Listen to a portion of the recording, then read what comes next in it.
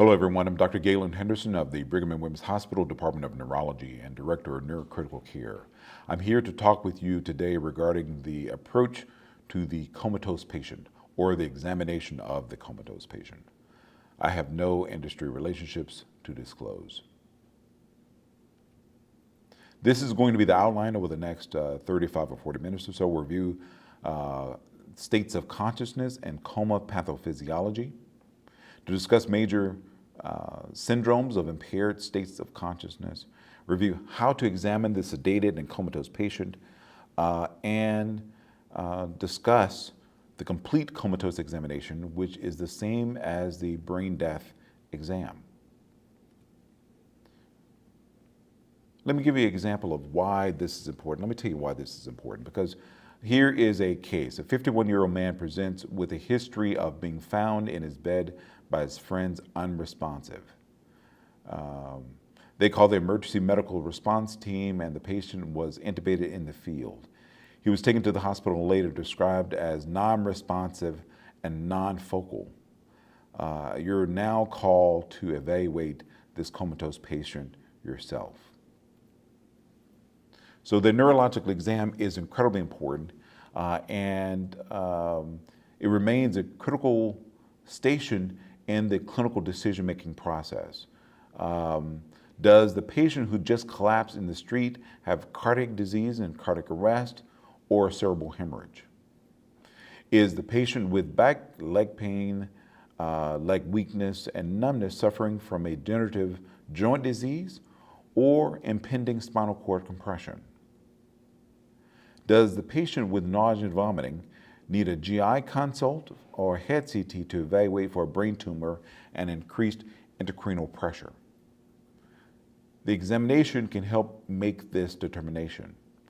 And this is why the exam is important. If a patient presents with weakness, we need to know, is that weakness a problem with the brain, or is it the nerve or the muscle? Where is the lesion that is causing this weakness?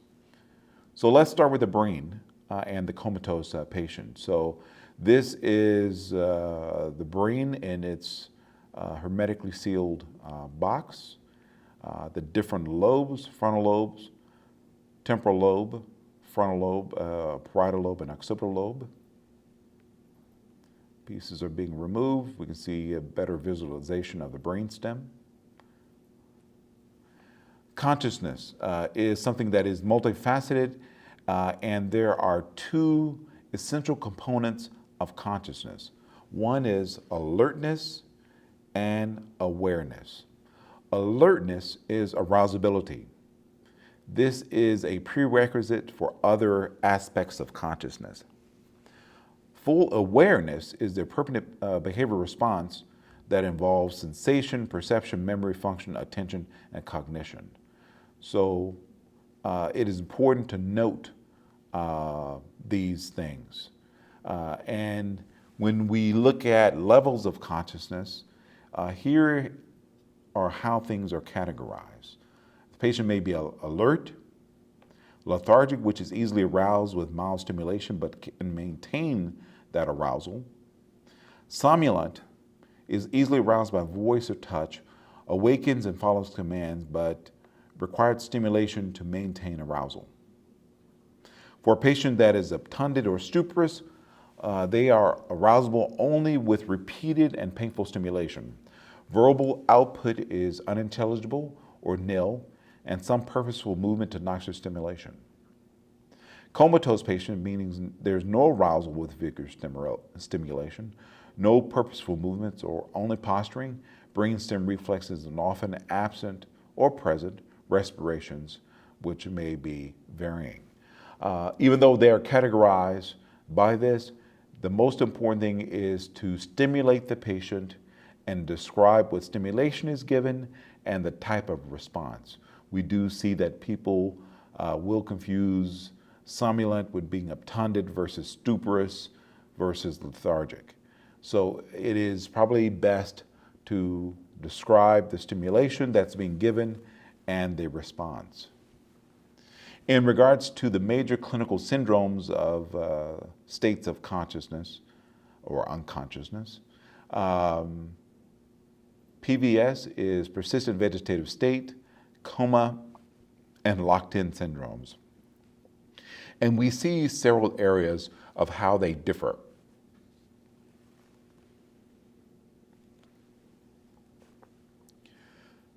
In regards to certain characteristics such as self-awareness, patients in vegetative states and coma, they are not aware, but a person who is locked in may be aware of what's happening.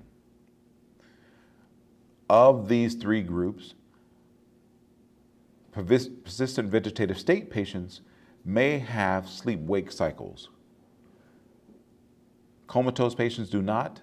Locked-in patients may have sleep-wake cycles. With all of these patients, motor function is severely impaired. The locked-in patient may experience some sense of suffering. Respiratory function may be variable, but over the long term, vegetative patients and locked-in patients are usually able to breathe without ventilatory support. The locked-in patient may have a normal EEG because the lesion for locked-in patients is in the brainstem. It's usually a pontine lesion. And cerebral metabolism is usually normal in the locked-in patient, but severely affected in the other patient populations of vegetative states and comatose patients. For patients who are comatose, we expect there to be some type of effect of the reticular activating system in the brainstem that projects to the cerebral cortex, or both hemispheres of the cerebrum are affected. So it's either the reticular activating system or the cerebral hemispheres, or both. Attention is thought to depend on the diffuse arousal system and the cortical system for directed attention in various spheres. More in the posterior parietal lobes, and frontal lobes has their certain function. So each part of the examination that is performed interrogates certain parts of the brain and brainstem. And it's important to note which part we're actually evaluating.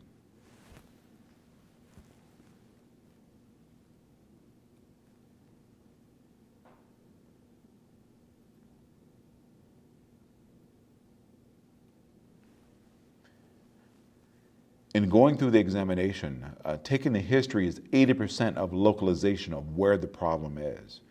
The essentials of this history include the pace or rate of the onset of the problem. Was it sudden? Well, did it take minutes or seconds? Or did it progress over days or weeks or longer? What is the time course? Are there toxins and drugs affecting, or could this patient have been exposed to certain medication? Was there trauma or fever, headache, or similar episode in the past? These are examples of things that are incredibly important with help localizing where the lesion actually is before we can determine what the next therapeutic steps are. In determining level of consciousness, as I said before, it is best to stimulate the patient and then describe the stimulation as well as the response that is obtained. So we see if the patient is awake, alert, and then if the patient is awake and alert, can interact, we describe that. We want to know if they're oriented to person, place, or time. And then if they're able to communicate, they're not intubated, we do want to test their attention. And probably the easiest way for us to do that at the bedside is to have the patient spell the word world, W-O-R-L-D. We have them spell it forward first, and then we have them spell it backwards. In some texts, you will see physicians recommending checking serial 7s or serial 3s, but sometimes with our residents being so tired, this is too much of a task, and so we have them do something a little bit more simple because they're not as attentive as they should be sometimes. And once attention has been determined, then we could go on to have them test memory and remember a few things.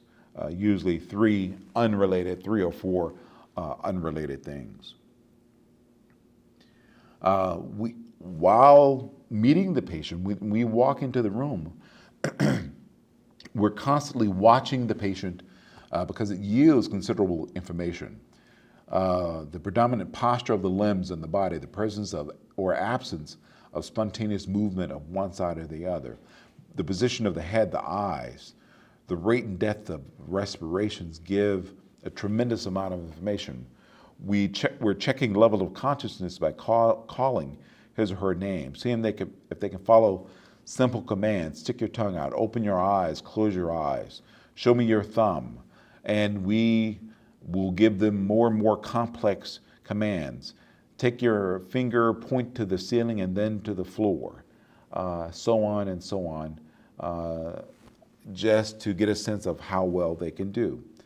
We, for that unresponsive patient, we will give them noxious stimulation, such as sticking a Q-tip in the nares, supraorbital notch pressure, sternal rub, or a pinching of the trapezoid muscle,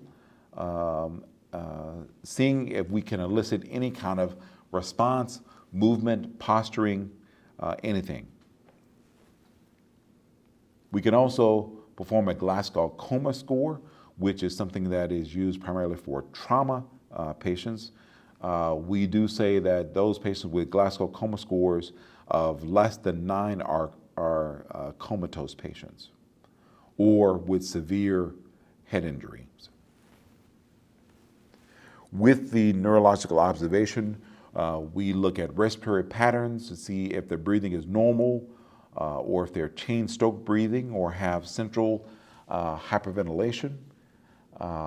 Apneustic breathing is when they are taking a breath in, they're inhaling, and they seem to have an inspiratory cramp, or some patients may have just frank apnea. Automatisms can be good if we were to see yawning or sneezing. We consider coughing, swallowing, or hiccups to be bad automatisms.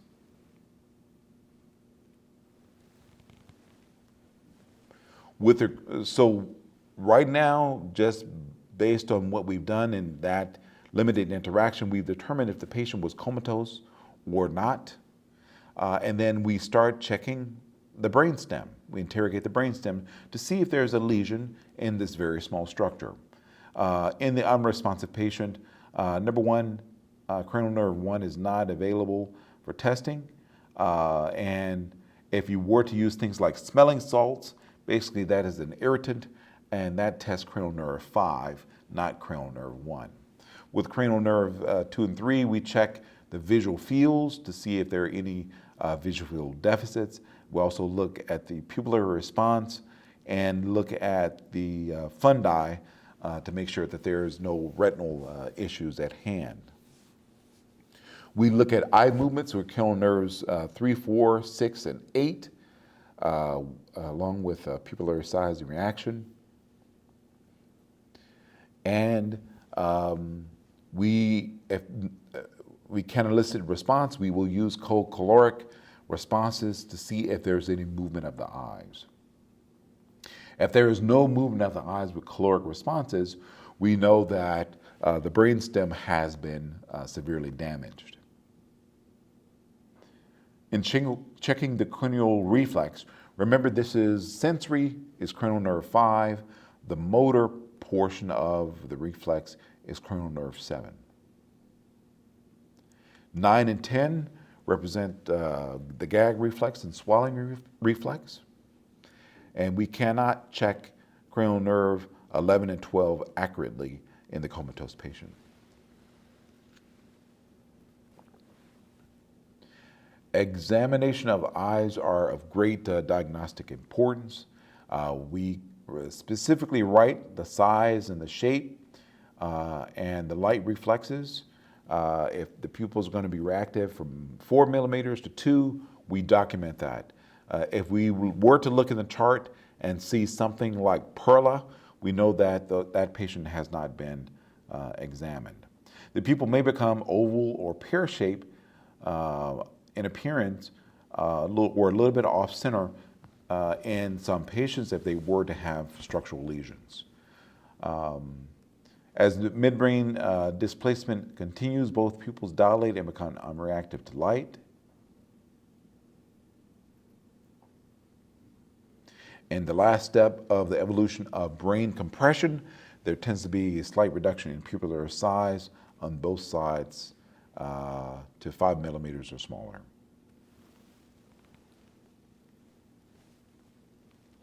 Some of the patterns of pupillary function that can be seen, we try to evaluate if there's a Horner's or if they have pontine pupils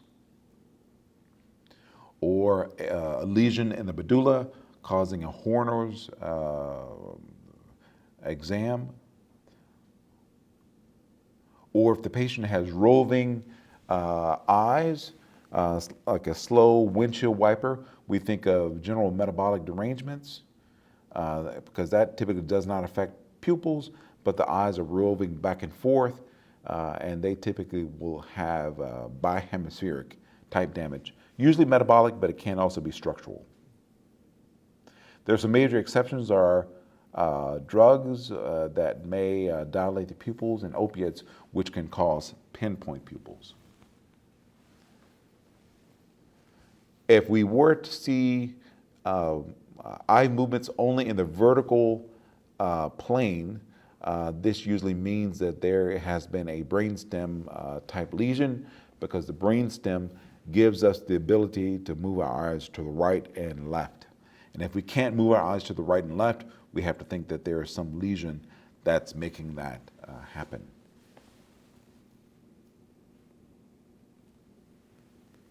Examination of the motor system, we look for any kind of paralysis.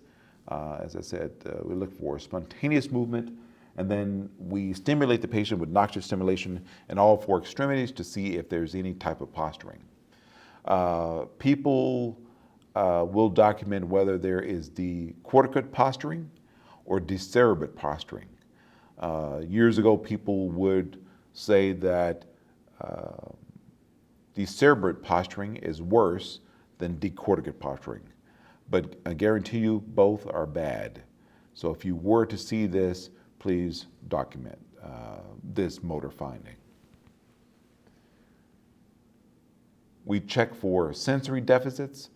And for patients with potential spinal cord injury, we check the level on the trunk to see if there is a myelopathy. Deep tendon reflexes are easily obtainable in many patients.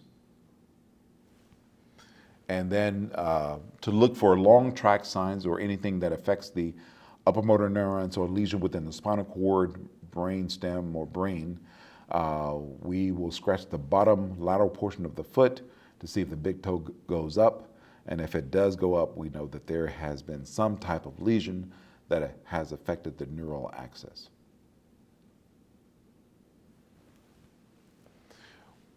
In the diagnosis of death, there are 2 types of death: cardiac death and brain death. Cardiac death is when the heart stops. This has been around since antiquity. Brain death has only been a legal diagnosis in the United States for the past 40 years. The evolution of brain death comes about with mechanical ventilators. Before mechanical ventilators, this was something that was not possible. In 1959, Muller and Goulon introduced the term coma de passé in 23 traumatic brain injury patients with loss of consciousness, brainstem reflexes, respirations, and had a flat EEG. This was of an academic interest until 1968, when an ad hoc committee at Harvard Medical School created the term brain death, And they describe this clinical state as being a state of unresponsiveness with lack of receptivity, absence of movement, breathing, brainstem reflexes, and a coma with identified cause.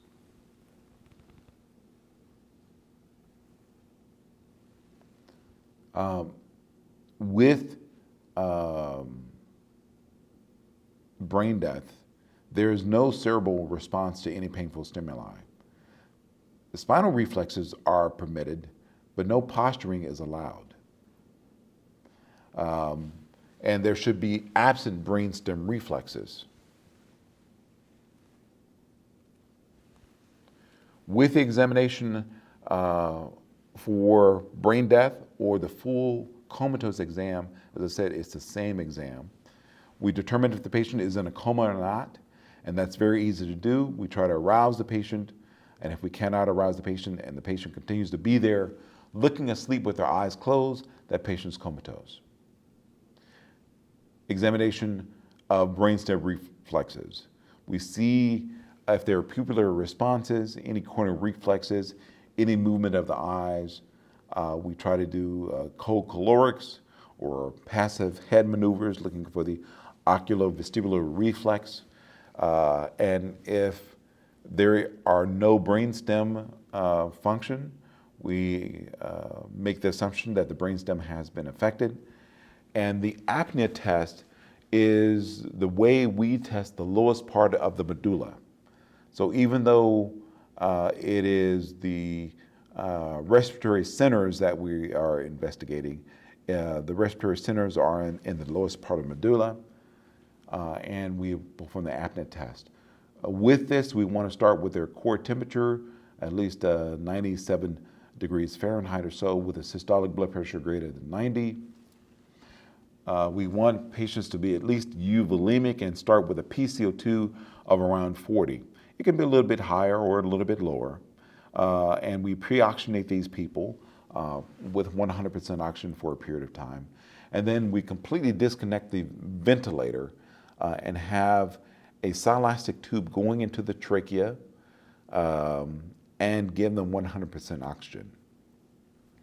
We know that your PCO2 is your main driver for breathing, and over this time period, for each minute of this person not taking a breath, the PCO2 rises by 1.36 torr, and if the PCO2 eventually goes 20 points above baseline, so roughly if you start out with 40, if it goes above 60 and the patient's not breathing, that means that the lowest part of the brain has been severely affected and there is no spontaneous respiratory response.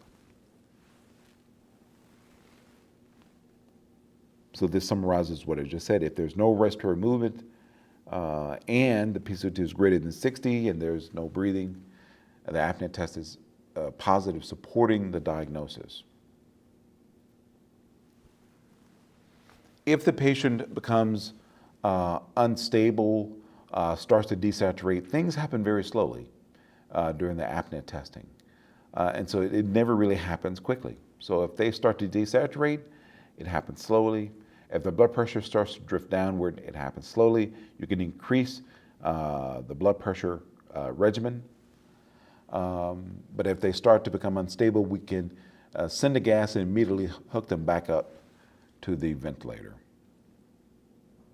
Prerequisites to rule out severe electrolyte abnormalities, acid-base disorders, hypothermia during the time of the evaluation, hypotension, as well as absence of drug intoxication. So drugs can still be in the system, but whatever they are, they can be at intoxicating levels, such as alcohol or barbiturates or toxins such as heroin. You can have things positive in the system, but it has to be at a non-intoxicating level. So just a review of the motor portion of the examination, section 1, suborbital notch pressure, nail bed pressure in all four extremities to see if there's any kind of movement or posturing. Section number 2 represents checking of the brainstem reflexes. And section number 3 representing testing for apnea, which is the interrogating the lowest part of the brainstem, the medulla. With all of this, brain death is a clinical diagnosis. There's not a need for an ancillary test. But if a person cannot do part of the examination, or they have a result that is not clear, they can get an ancillary test to give evidence to support the diagnosis. And so there are several ancillary tests that can be performed. There are some vascular imaging studies such as cerebral angiograms, cerebral blood flow, or transcoronal Dopplers, or functional studies such as EEG. So with cerebral angiograms, even though people have said it's a gold standard, we don't consider any of these to be the gold standard. Use the ancillary test that is easiest for you to obtain. Each hospital is different with different levels of resources. A normal angiogram on the left with the anterior injection, abnormal image on the right where the brain is not perfused. With cerebral blood flow scans, they can tag these red blood cells, and with this image to the far right, it looks like an old incandescent light bulb. They call this the empty light bulb sign because the tagged tracer, it does not enter the cranial vault because the intracranial catastrophe, the pressure is so high, the brain is not being perfused.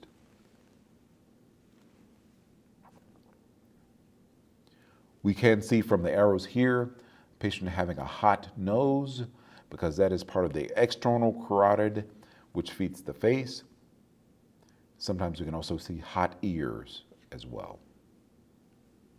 With transcranial Dopplers, that can be performed if they were to have the temporal windows associated with TCD therapies. And if you don't see the window, this is a study that probably cannot be used. Brain death is a clinical diagnosis. In many hospital policies, they require 2 exams, but depending on the hospital in which you practice, there may be 1 clinical exam. In some states, it is 2 exams by 2 different people. So it varies depending on where you are. Ancillary tests are not mandatory, but individual hospital policies may have mandatory components. But typically we don't need this mandatory issue unless something doesn't make sense or we saw something that makes us uncomfortable. So again, some of the ancillary tests, conventional angiograms, cerebral blood flow, transcoronal Doppler. EEG can also be used. They have their pros and cons. Somatosensory evoked potentials, CT angiograms, MR angiograms should not be used in the determination of brain death. I'll say this again.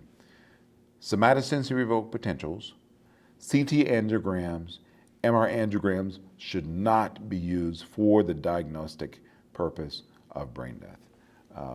Too many problems, falseness with those particular studies.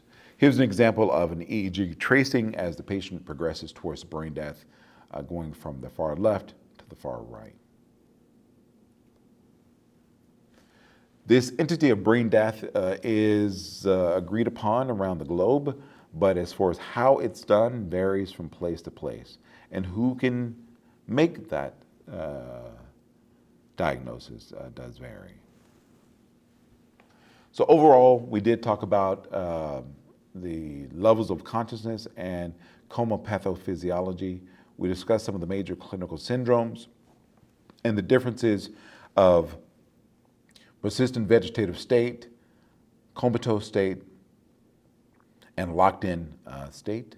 We reviewed the examination of the comatose patient and the complete coma exam, which is identical to the brain death examination.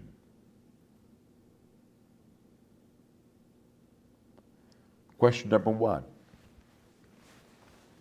Which of the following characteristics may be intact with the vegetative state? A, self-awareness, B, sleep-wake cycles, C, motor functions, D, all of these above. The correct response is B, sleep-wake cycles.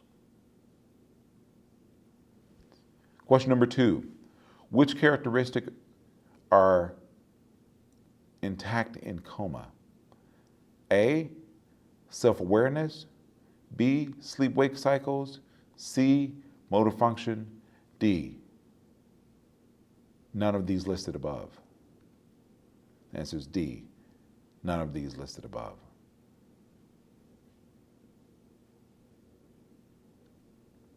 Three, to make the diagnosis of brain death, which is the most appropriate choice? A, absence of radial, carotid, and femoral pulses. B, absence of heart tones at the apex of the heart by auscultation. C, pupils non-reactive. D, ascertain the patient does not arouse to verbal or tactile stimuli. E, irreversible loss of brain function of the brain, including the brainstem. The answer is E, irreversible loss of function of the brain, including the brainstem. Question number 4, to clinically determine the level of consciousness, which is the most appropriate choice? A, calling his or her name. B, determine if a simple command can be followed. C, noxious stimuli such as tickling of the nares, suborbital notch or sternal pressure, pinching of the side of the neck or the inner parts of the arms or thighs, or applying pressure to the knuckles. D, noxious stimulation of nipples or testes. E, choice of A, B, and C. The correct response is E, choice of A, B, and C. Question number 5, which is not appropriate for the clinical examination consistent with brain death? A, no cerebral response to painful stimuli.